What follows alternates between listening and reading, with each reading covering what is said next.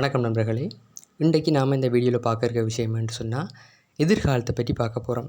நாம் தொடர்ச்சியாக இறந்த காலம், நிகழ்காலம் அதுகளை பற்றி பார்த்தோம். இப்போ நம்ம எதிர்காலத்தை பற்றி பார்க்க போகிறோம். ஸோ எதிர்காலத்தில் இருக்கிற வசன அமைப்பு முறைகள் என்னென்னு நம்ம கதைக்கிறது, வசனங்களை உருவாக்குறதுன்னு கம்ப்ளீட்டாக நம்ம பார்க்க போகிறோம். ஸோ வாங்க வீடியோக்குள்ளே போகலாம். மறக்காமல் புதுசாக வரவங்க சேனலை சப்ஸ்கிரைப் செஞ்சு கொள்ளுங்கள். எதுவும் டவுட்ஸ்ன்னு சொன்னால் எனக்கு கமெண்ட் பண்ணுங்கள். வீடியோ லைக் பண்ணி ஃப்ரெண்ட்ஸுக்கும் ஷேர் பண்ணி கொள்ளுங்கள். அதோட நீங்கள் போஸ்ட் செக்ஷனில் போனீங்கன்னு சொன்னால் சில சின்ன சின்ன எக்ஸாம்புகள் பார்த்தீங்கன்னா கூகுள் ஃபார்மில் ரப்புற மாதிரி நான் உங்களுக்கு போட்டிருப்பேன். ஸோ அதையும் நீங்கள் செஞ்சு உங்களை நீங்களே சோதிச்சு கொள்ளுங்கள். ஸோ வாங்க வீடியோக்குள்ளே போகலாம். ஸோ ஃப்யூச்சர் டென்ஸ் அப்படின்னு சொன்னால் எதிர்காலம் பண்ணும்போது நமக்கு நடக்க இருக்கிற விஷயங்களை சொல்கிறது தான் எதிர்காலம். ஸோ இந்த எதிர்கால வாக்கியங்களுடைய அமைப்பு எப்படி இருக்கும்னு சொன்னால் நம்ம வழமையாக நிகழ்காலம் இறந்த காலத்துக்கு பார்த்தது போல் சப்ஜெக்ட் இருக்கும். அதாவது ஒரு காரண கர்த்தா இருப்பார். அடுத்தது அவர் செய்யக்கூடிய ஒரு வேலை இருக்கும். அடுத்தது அதனால் இருக்கிற பயனிலை இப்படின்னு சொல்லி எழுவாய் பயனிலை எல்லாமே இருக்கும் அந்த வசனத்தில். ஆனால் இதில் இருக்கிற இந்த வேர்ப், அதாவது பயனிலை மட்டும் அல்லது செயற்பாடு மட்டும் உங்களுக்கு எதிர்கால சொல்லாக இருக்கும். ஸோ வாங்க உதாரணத்தை பார்ப்போம். இப்போ நான் செல்வேன். இப்போ நான் என்றும்போது மம, செல்வேன்ண்டா போவேன், எதிர்காலத்தில் போவேன். ஸோ இதுக்கு பார்த்திங்கன்னா தான் மம எண்ணம் அப்படின்னு சொல்லக்கூடாது, மம எண்ண அப்படின்னு சொல்லக்கூடாது. என்று சொன்னால் இதெல்லாம் ப்ரெசன்ட் டென்ஸில் இருக்கக்கூடியது, நிகழ்காலத்துக்கு இருக்கக்கூடியதுகள். ஸோ இதுக்கு நம்ம சொல்லக்கூடியது மம ஜமி அப்படின்னு சொன்னால் நான் செல்வேன். இந்த ஜமி என்று இருக்குத்தானே, இதுதான் இதனுடைய இறந்த கால வடிவம் ஜமி அப்படின்றது. இப்போ நான் சாப்பிடுவேன். நான் என்னும்போது மம கம் என்னும்போது சாப்பிடுவேன். இப்போ கேவா கனவா அப்படின்னு சொல்லுவோம் தானே, அதில் கம் அப்படின்ட்டு. இப்போ இந்த எண்ணம் கண்ணம் அப்படின்னு சொல்லி நிறைய சிங்கள வசனங்கள் இருக்குது. ஸோ இதுகளெல்லாம் வேறு அர்த்தத்தை தரக்கூடியது. இப்போ நம்ம பார்க்குறது எம்மண்டு போனால் செல்வேன், கம்மண்டு சொன்னால் சாப்பிடுவேன். ஸோ இந்த வசன அமைப்புகளில் பார்த்தீங்களா இருந்தால் நீங்கள் முன்னுக்கு பார்த்த வசன அமைப்புகள் ஒரு பெர்டிகுலராக ஒரு ஸ்ட்ரக்சராக இருக்குது. இப்போ எனவா அண்டு சொன்னால் எம் அப்படித்தான், கனவான்னு சொன்னால் கம் அப்படித்தான், அப்படின்ட்டு ஒரு ஸ்ட்ரக்சர் அமைப்பில் வரக்கூடியது. ஆனால் பேச்சு வழக்கில் எதிர்காலத்தை நம்ம குறிப்பிடுறதுக்கு இப்போ ஸ்ட்ரக்சர் அமைப்பில் வரதும் இருக்குது. ஆனால் பெரும்பாலும் நம்ம பேச்சு வழக்கில் நம்ம காய்ப்பந்தானே, சாதாரணமாக நண்பரோட உரையாடும் போதோ அல்லது சாதாரணமாக நம்ம கதைக்கும் போது எதிர்காலத்தை குறிப்பிடுறதுக்கு கால சொற்களை பயன்படுத்துவாங்க. எதிர்காலத்தை நம்ம குறிப்பிட்டு சொல்கிறதுக்கு காலம் சார்ந்த சொற்கள். இப்போ காலம் சார்ந்துடும் போது இப்போ நாளை என்று சொன்னால் அது நாளைக்கு போது அது எதிர்காலம் தானே. அடுத்த மாதம் என்றால் அது எதிர்காலம். அடுத்த ஒரு மணித்தியாலத்தில் என்றால் அதுவும் எதிர்காலம். ஏண்டா இன்னும் அந்த மணித்தியாலத்தில் நம்ம நெருங்கலை, இனித்தான் பாஸ் பண்ண போகிறோம், இனித்தான் கடக்க போகிறோம். ஸோ அது எதிர்காலத்துக்குரியதாக மாற்றப்படும். உதாரணத்தை பாருங்கள். நான் நாளை செல்கிறேன் அல்லது செல்வேன். நான் நாளை செல்கிறேன் அல்லது செல்வேன். ஸோ நான் எப்போ போகிறேன்? நாளைக்கு தான் போகிறேன். அப்போ அது எதிர்காலம் தானே. ஆனால் செல்வேன் அல்லது செல்கிறேன் என்றதை பாருங்கள், நம்ம சிங்கள மொழியில் ட்ரான்ஸ்லேட் பண்ணி பார்ப்போம். இப்போ நான் என்னும்போது மம, நாளை என்றா ஹெட்ட, செல்கிறேன் அல்லது செல்வேனுக்கு எனவாண்டா போகிறேன். இப்போ இந்த ஹெட்ட என்ற வசனம், ஹெட்டண்டா நாளையை குறிக்கும், நாளை என்ற தினத்தை குறிக்கும். ஸோ அந்த ஹெட்டவை நீக்கினீங்கன்னு சொன்னால் மம எனவா அப்படின்னு வந்துடும். நான் செல்கிறேன் அல்லது நான் சென்று கொண்டிருக்கிறேன் அப்படின்னு சொல்லி வந்துடும். ஸோ இது எந்த காலம்? அது நிகழ்காலத்துக்குரியதாக மாற்றப்பட்டுரும். ஸோ ஒரு நிகழ்கால வாக்கியத்தை நீங்கள் எதிர்கால வாக்கியமாக மாற்றணும்னு சொன்னால் எதிர்கால சொற்களை, எதிர்காலத்தை குறிக்கிற சொற்களை நீங்கள் இடையில் தூக்கி போட்டு விட்டீங்கன்னு சொன்னால் அது எதிர்கால சொல்லாக மாறிடும். அதுக்கு ஒரு நல்ல உதாரணம் தான் நான் நாளை செல்கிறேன். இந்த நாளை என்றா ஹெட்ட, எனவாண்டா செல்கிறேன். ஆனால் மம எனவாண்டா அது நிகழ்காலம், மம ஹெட்ட எனவாண்டா அது எதிர்காலம். ஸோ அது பேச்சு வழக்கில் மிக மிக முக்கியமானது. இப்போ அடுத்த மாதம் பண்ணும்போது அடுத்த மாதம் நான் அடுத்த மாதம் செல்கிறேன் என்றால் அதுவும் எதிர்காலம் தான். ஸோ இப்படித்தான் இந்த சிங்கள மொழியில் பேச்சு வழக்கில் எதிர்கால சொற்களை குறிக்கிறதுக்கு, எதிர்காலத்தை குறிக்கிறதுக்குன்னு தனி சொற்கள் இருக்குது. அதையும் தாண்டி நம்ம பேச்சு வழக்கில் நாளை குறிக்கிற சொற்கள், எதிர்கால நாட்களை குறிக்கிற சொற்களை நம்ம குறிப்பிடும்போது அதுவும் எதிர்கால வசனமாகத்தான் கொள்ளப்படும். ஸோ அதை நோட் பண்ணி கொள்ளுங்கள். ஸோ சில உதாரணங்களை பார்ப்போம் வாங்க. நான் செல்வேன் அப்படின்ட்டா மம எம். நான் வருவேன் அப்படின்னா மம எம். என்னன்றது தானே, அதில் முதல் எழுத்துக்களை மாற்றும் வச்சு அடுத்த வசனம் மாற்றப்படுது. நான் சாப்பிடுவேன் மம கம். மம குடிப்பேன் மம பொம். நான் செய்வேன் மம கரம். கரண அப்படின்னு சொல்லி தான் கேள்விப்பட்டிருப்போம். ஸோ அந்த கரம் அப்படின்றது ஒரு புது விதமான ஒரு சொல்லாக இருக்கும். குறிப்பாக பார்த்திங்கன்னா நமக்கு எதிர்கால சொற்கள் எல்லாமே புதுவிதமாகத்தான் இருக்கும். ஏன்னு சொன்னால் இது நம்ம பெருசாக முக்கியத்துவம் கொடுத்து பார்க்குறே இல்லை. ஆனால் மிக மிக முக்கியமான ஒன்று. அடுத்த பார்ப்போம். நான் எழுதுவேன். மம லியம். நான் படிப்பேன். மம இகன கனிம். நான் பார்ப்பேன். மம பலம். நான் கொடுப்பேன். மம தெம். நான் எடுப்பேன். மம கனிம். இதில் இன்னொன்று இருக்குது பார்த்திங்கன்னா இந்த இப்போ நான் சொல்லிக்கிட்டு இருக்கிறது அடிப்படை என்றதை விட ஒரு ஸ்ட்ரக்சரான ஒரு வடிவம். இதை தவிர பேச்சு வழக்கில் நிறைய விதமாக பயன்படுத்துவாங்க. அதை நம்ம சந்தர்ப்பங்கள் வரும்போது பார்ப்போம். ஒரு முக்கியமான விஷயத்தை பார்ப்போம். மம யம் என்று சொல்லி வருகிறது. மம யம். மம யம்ண்டா நான் செல்வேன் எதிர்காலம். ஒஹு ஜை. ஒஹு ஜை என்றா அவன் செல்வான். எய யை அவள் செல்வாள். அப்பியமு. அப்பியமுண்டா நாம் செல்வோம். ஓவுன் யதி. ஓவுன் ஜதிண்டா அவர்கள் செல்வார்கள். ஸோ இதில் பாருங்கள், மம எண்டும் போது அதுக்கு எம் என்று வந்திருக்கு. ஒஹுவண்டா ஜெய் என்று வந்திருக்கு. அவன் அவளுக்கெல்லாம் ஜெய் என்று வந்திருக்கு. அப்பி எண்டும் போது யம் உண்டு வந்திருக்கு. ஒவ்வொன்று எண்டும் போது ஜதி என்று வந்திருக்கு. ஸோ இதில் ஒரு விஷயத்தை நோட் பண்ணுங்கள். இப்படி இப்போ முதல் நம்ம பார்த்த நிகழ்காலத்துக்கோ அல்லது இறந்த காலத்துக்கோ இப்படியான ஒரு ரூல் இல்லை. இப்போ மமக்கும் கனவாதான், அப்பிக்கும் கனவாதான், அயக்கும் கனவாதான், இப்படித்தான் நம்ம வேறு காலங்களில் இருந்தது. ஆனால் இந்த எதிர்காலத்தில் மாத்திரம் இப்போ நான், அவன், அவள், நாம் அப்படின்னு சொல்லி இந்த இப்போ தன்மை முன்னிலை பழற்கை சொற்கள் இருக்குது தானே, அதற்கு தகுந்தால் போல் இதனுடைய இந்த சொற்கள், அதாவது எதிர்காலத்தை குறிக்கிற சொற்களும் மாற்றப்படும். ஸோ இதை நீங்கள் நோட் பண்ணி கொள்ளுங்கள். அது ஷோர்ட்டாக நம்ம சொல்கிறதாக இருந்தால் ஃப்யூச்சர் டென்ஸில், அதாவது எதிர்கால சொற்களில் வேர்ப் பார்த்திங்கன்னா, வேர்ப்ண்டா வினைச்சொல் அதனுடைய எழுவாய்க்கு ஏற்றது போல் மாறும். எழுவாய் என்னும் போது என்ன, நான், நாம், நீங்கள், நாய், பூனை அப்படின்னு சொல்லியிருக்கு தானே. இந்த எழுவாய்க்கு தக்கனது போல் இந்த வினைச்சொல் இந்த எதிர்கால பதத்தில் மட்டும் மாற்றப்படும். ஸோ இதை நீங்கள் நல்லா நோட் பண்ணி ஞாபகத்தில் வச்சுக்கொள்ளுங்க. ஆனால் இறந்த காலம் நிகழ்காலத்துக்கு மாற்றப்படும். அது பெரும்பாலும் அதாவது 98% மாற்றப்படாது. ஒரு 2% சில சொற்கள் மாத்திரம் மாற்றப்படும். ஸோ நீங்கள் நினைவில் வச்சுக்கொள்ளுங்க. ஸோ இப்போ சப்ஜெக்ட் எப்படி வந்தால் இந்த செல் அப்படின்றதுக்கு என்னென்று வருதுன்னு சொல்லி பார்ப்போம். இப்போ மமண்டா நான், ஸோ எம் வந்து வரும். ஒயாண்டா நீ, அதுக்கு பார்த்திங்கன்னா யாவி யனவா. ஒஹுண்டா அவன், ஸோ ஜை. ஏண்டா அவள், ஸோ அதுக்கும் ஜை தான். அப்பிண்டா நாங்கள், ஸோ யமு. ஒவுன்ண்டா அவர்கள், ஸோ ஜதி. ஸோ இந்த விஷயம் கொஞ்சம் கஷ்டமாக இருக்கும். ஸோ முடிஞ்சவங்க இந்த ஸ்க்ரீன்ஷாட் எடுத்து வச்சோ அல்லது எழுதியோ நீங்கள் கொஞ்சம் மனப்பாடம் பண்ணுறதுக்கு முயற்சி செய்யுங்க. ஏன்னாடா மிக முக்கியமானது. ஆனால் இன்னொரு நல்ல விஷயம் இதில் இருக்குன்னு சொன்னால், நம்ம எதிர்காலத்தை பெரும்பாலும் பாவிக்கிறதில்ல. இப்போ பேச்சு வழக்கில் கொஞ்சம் நம்ம பாவிக்கிறோன்னு சொன்னால் எதிர்கால சொற்களை குறிப்பு காட்டி, இப்போ நாளை அடுத்த மாதம்னு சொல்லி குறிப்பு காட்டி கதைச்சிருவோம். எழுத்து வழக்கிலையோ அல்லது வேறு அன்றாட நடைமுறைகளையோ இந்த எதிர்காலத்தை பற்றி கதைக்கிறது மிக மிக குறைவு இந்த வசனங்களை வச்சு. ஸோ கொஞ்சம் ஆறுதல் அடைஞ்சு கொள்ளலாம். இப்போ பார்ப்போம். நாளை என்றால் அது ஹேட்டேண்டா நாளை. ஸோ நாளைன்றது எதிர்காலம் தானே.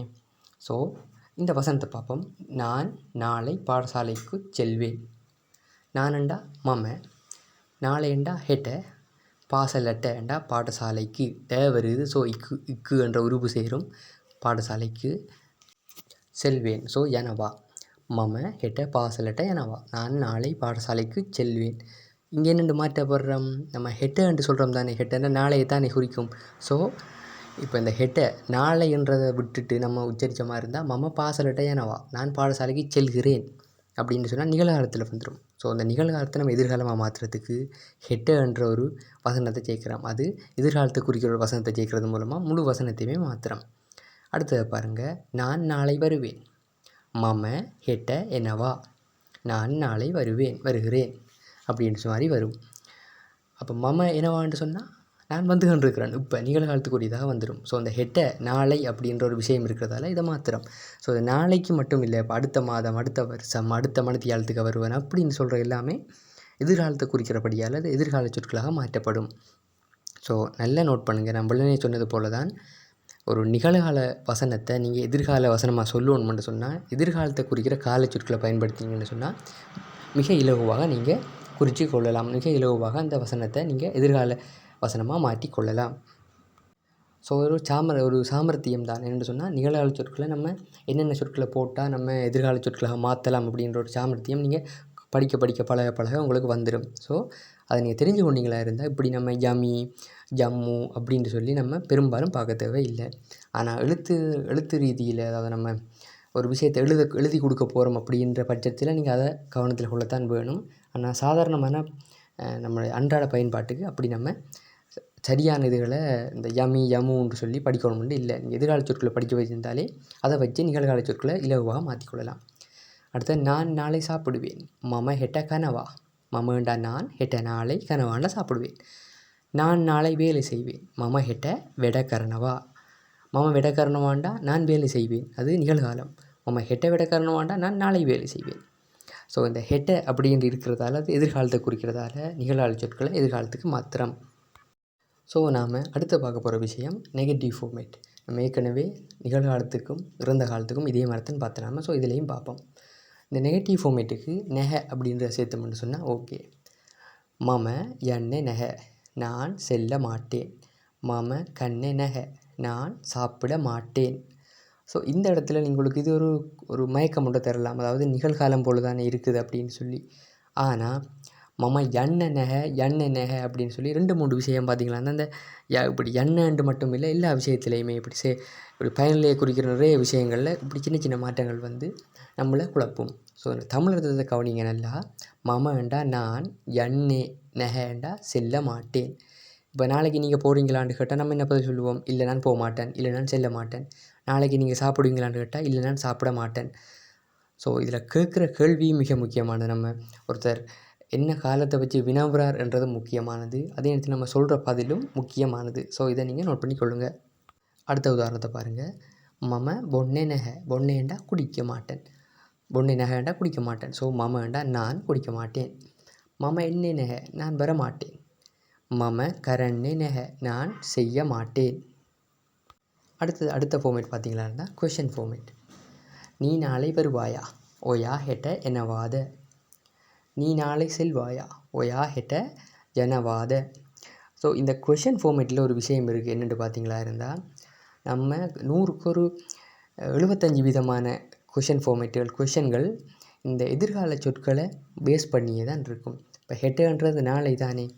ஸோ இந்த ஹெட்ட அப்படின்றது எதிர்கால சொல்லை குறிக்கிறதுக்காக பயன்படுத்துகிற ஒரு விஷயம்.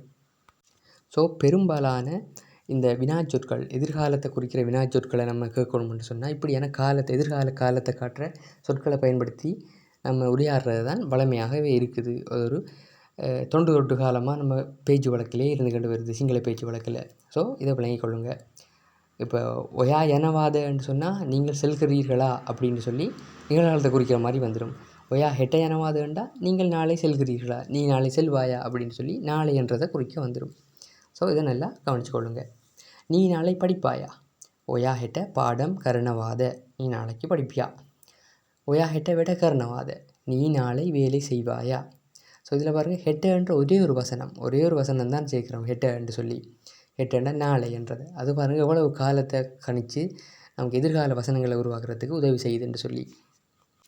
ரைட், இப்போ பார்ப்போம் இந்த எதிர்கால வசனம். நான் இவ்வளோ நேரம் சொல்லிக்கின்றது நான் தானே எதிர்கால வசனங்கள் தேவை, எதிர்கால வசனங்களை வச்சோம்னு சொன்னால் இலகுவில் நம்ம எதிர்காலத்தை நோக்கின வசனங்களை அமைக்கலாம்னு சொல்லி.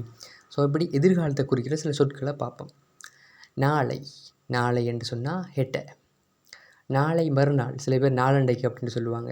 அதற்கு சிங்களத்தில் அனித்தா. அடுத்த வாரம் லபன சத்தியே. அடுத்த மாதம் லபன மாசே. அடுத்த வருடம் லபன அவருத்தே. இந்த லபன என்று சொன்னால் அடுத்த என்று சொல்லி அர்த்தம். ஸோ இதையும் நீங்கள் விளங்கி வச்சுக்கொள்ளுங்க. பின்னர்ண்டா பசுவை. பஸ்ஸேண்டா பிறகு. ஸோ பாருங்கள், நம்ம ஒவ்வொன்றா படிக்க வைக்க ஒரு குழப்பமாக இருந்திருக்கும். இப்போ நான் ஹெட்டன்றதை மட்டும்தான் வச்சு உதாரணம் சொல்லிக்கிட்டு இருந்தேன். ஆனால் இவ்வளோ வசனங்கள் இருக்குது. நம்ம இந்த எதிர்காலத்தை குறிக்கிற வசனங்களை நம்ம உருவாக்குறதுக்கு, எதிர்காலத்தை குறிக்கிற காலங்களை நம்ம குறிப்பிட்றதுக்கு இவ்வளோ வசனங்கள் இருக்குது. ஸோ இதையும் விட நிறைய இருக்குது. ஸோ பேசிக்கான வசனங்களை நான் உங்களுக்கு தந்திருக்கிறேன். ஸோ இந்த வசனங்களை வச்சுக்கொண்டே நீங்கள் எதிர்காலத்தை குறிக்கிற சொற்களை நீங்கள் உருவாக்கலாம், வசனங்களை உருவாக்கலாம். கதைக்கலாம், இப்படி நிறைய விஷயங்களை செய்யலாம். ஸோ இந்த வசனங்கள் மிக மிக முக்கியமானது. இதில் லபன என்று சொன்னால் அடுத்த என்று சொல்லி அர்த்தம். அதையும் நோட் பண்ணுங்கள். ஏன்டா அடுத்த வாரம் அடுத்த மாதம் மட்டும் நீங்கள் இலவ சொல்லிக்கொண்டு போகலாம்.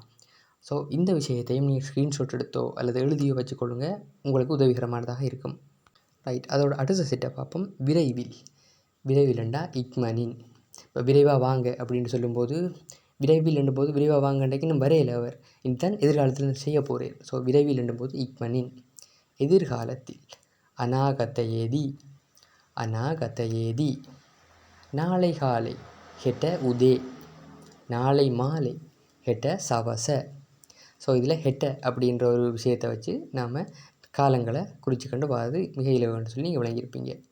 ஸோ இதில் பார்ப்போம் எப்படி இந்த கட்டளைகளுக்கு ஏற்ப சொற்கள் மாறுபடுது அப்படின்றத பார்ப்போம். இப்போ செல்லுண்டா போகிறது. ஸோ மம எனவா என்று சொன்னால் நான் செல்கிறேன். மம கியா என்று சொன்னால் நான் போனேன். மம யம் அப்படின்டா நான் போவேன். இது எப்படி உருவாக்கப்பட்டிருக்கு? எனவான்னு சொன்னால் நிகழ்காலம், கியான்னு சொன்னால் இறந்த காலம், என்று சொன்னால் எதிர்காலம். ஸோ முதலாவது இருக்கிற ட்ரோ எல்லாமே நாம் நிகழ்காலத்தில் நடக்கிற விஷயம், நிகழ்காலத்தை குறிக்குது. நடுவில் இருக்கிறது பார்த்திங்களா இருந்தால், அதாவது 3வது ரோ இறந்த காலத்தை குறிக்குது, 4வது ரோ எதிர்காலத்தை குறிக்குது. ஸோ ஒவ்வொன்றா வாசிக்கிட்டு போவோம். ஸோ வா என்றும்போது மம எனவா நான் வருகிறேன். மம ஆவா நான் வந்தேன். மம எம் நான் வருவேன். சாப்பிடு என்னும்போது மம கனவா நான் சாப்பிடுகிறேன். மம கேவா நான் சாப்பிட்டேன். மம கம் நான் சாப்பிடுவேன். குடிக்கிறத பற்றி பார்ப்போம். மம பொனவா நான் குடிக்கிறேன். மம பீவா நான் குடித்தேன். மம போம் நான் குடிப்பேன். மம கரணவா அப்படின்டா நான் செய்கிறேன். மம கரணவா நான் செய்கிறேன், செய்து கொண்டிருக்கிறேன். மம கலா நான் செய்தேன். மம கரம் நான் செய்வேன். மம லியனவா நான் எழுதுகிறேன். மம லியுவா நான் எழுதினேன். மம லியம் நான் எழுதுவேன். மம பலனவா நான் பார்த்து கொண்டிருக்கிறேன். மம பெலுவா நான் பார்த்தேன். மம பலம் நான் பார்ப்பேன். மம தெனவா நான் கொடுக்கிறேன். மம துன்னா நான் கொடுத்தேன். மம தெம் நான் கொடுப்பேன். மம கன்னவா நான் எடுத்து கொண்டிருக்கிறேன். மம கத்தா நான் எடுத்தேன். மம கனிம் நான் எடுப்பேன். ஸோ பாருங்கள், இதுகள் எல்லாமே மிக மிக முக்கியமானது. என்று சொன்னால் என்னென்று நம்மளை பற்றி ஒரு விஷயத்தை நம்ம சொல்கிறதுக்கு மிக மிக உதவிகரமானதாக இருக்கக்கூடியது. ஸோ இதுகளையும் நீங்கள் ஸ்க்ரீன்ஷாட் எடுத்தோ அல்லது குறித்தோ வச்சுக்கொள்ளுங்கள், உங்களுக்கு உதவிகரமானதாக இருக்கும். நான் எனக்கு நேரம் கிடைக்கிற நேரத்தில் எனக்கு ஒரு டைம் வந்ததாக இருந்தால் உங்களுக்கு நான் இதை என்னுடைய வெப்சைட்டில் உங்களுக்கு நான் பதிவேற்றத்துக்கு முயற்சி செய்கிறேன். அப்படி இல்லாட்டியும் உங்களுக்கு போஸ்ட் மூலமாக சரி உங்களுக்கு நான் நீங்கள் கற்கிறதுக்கு உதவியாக நான் போடுறதுக்கு முயற்சி செய்கிறேன். ஸோ அதை பற்றி யோசிக்காதீங்க. ஸோ இப்போ இந்த வசனங்களை பார்ப்போம். நான் செல்கிறேன் அப்படின்னு சொன்னால் மம ஜனவா. இது பார்த்திங்கன்னா சாதாரண நிகழ்காலம். நான் சென்றேன் என்னும்போது மம கியா. நம்ம அந்த வசனத்து சாட்டை தான் நம்ம பார்த்துக்கணும் வந்து நாம். ஆனால் இதில் தனியாக ஒரு விஷயத்தை மட்டும் வச்சு பார்க்குறோம். மம எனவாண்டா நான் செல்கிறேன். மம கியாண்டா நான் சென்றேன். பாஸ்ட் டென்ஸுக்கு வந்துடும், அதாவது இறந்த காலத்துக்கு வந்துடும். அடுத்தது மம யம் என்றா நான் செல்வேன். இது ஃப்யூச்சர் டென்ஸுக்கு வந்துடும். ஆனால் அடுத்தது பார்க்க போகிறோம் ஃப்யூச்சர் டென்ஸோட டைம். அந்த டைம்ன்றும் போது காலத்தை குறிக்கிற சொல், எதிர்காலத்தின் காலங்களை குறிக்கிற சொற்களை வச்சு என்னென்று உருவாக்கலாம். மம ஹெட்ட எனவா நான் நாளை செல்வேன். மம எனவான்னு சொல்லி நம்ம நிகழ்காலத்தில்தானே பார்த்தோம். ஆனால் இங்கே பாருங்கள், மம ஹெட்ட எனவா. இந்த ஹெட்டன்ற ஒரு வார்த்தை அது எதிர்காலத்தை குறிக்கிற வார்த்தை என்றபடியால் அதை சேர்த்து நிகழ்கால சொல்ல நம்ம எதிர்காலமாக மாற்றுறோம். ஸோ நண்பர்களே, உங்களுக்கு விளங்கி கொண்டிருப்பீங்கன்னு நினைக்கிறேன். இது எதிர்காலத்தை பற்றினது ஃபுல்லுக்க. நீங்கள் நிகழ்காலம் இறந்த காலத்தை பற்றி நீங்கள் பார்க்காதவங்க நான் டிஸ்கிரிப்ஷனில் லிங்க் தரேன், அதையும் பார்த்துக்கொள்ளுங்க. என்று சொன்னால் நம்ம அடுத்தடுத்து வரக்கூடியதுகள் நம்ம சொற்களை பயிற்சி செஞ்சு பழக போகிறோம், வார்த்தைகள் அமைக்க போகிறோம். ஸோ நிறைய விஷயம் இருக்குது. ஸோ அதுக்கான பேசிக்குகள் தான் இது. எப்படி மாறும், எப்படி வரும்ன்றது தான் இதில் நான் தந்திருக்கிறேன். ஸோ மறக்காமல் சேனலை சப்ஸ்கிரைப் செஞ்சு கொள்ளுங்கள். எதுவும் டவுட்ஸ்ன்னு சொன்னால் எனக்கு கமெண்ட் பண்ணுங்கள். வீடியோ லைக் பண்ணி ஃப்ரெண்ட்ஸுக்கும் ஷேர் பண்ணிக்கொள்ளுங்கள். ஸோ இந்த வீடியோ உங்களுக்கு பயனுள்ளதாக இருக்கும்னு நினைக்கிறேன். நான் சில குறிப்புகள் சொல்லியிருப்பேன், அதோட சில விஷயத்தை எழுதி அல்லது ஸ்க்ரீன்ஷாட் எடுத்து வச்சுக்கொள்ள சொல்லியிருப்பேன். ஸோ அதுகளை மறக்காமல் நீங்கள் செஞ்சிங்களா இருந்தால் உங்களுக்கு மிக இலகுவாக சிங்கள மொழி நீங்கள் கதைக்கிறதுக்கோ எழுதுறதுக்கோ எல்லா விதத்துலேயுமே உதவியாக இருக்கும். ஸோ இன்னும் ஒரு பயனுள்ள வீடியோவில் சந்திக்கிறேன். நன்றி, வணக்கம் நண்பர்களே.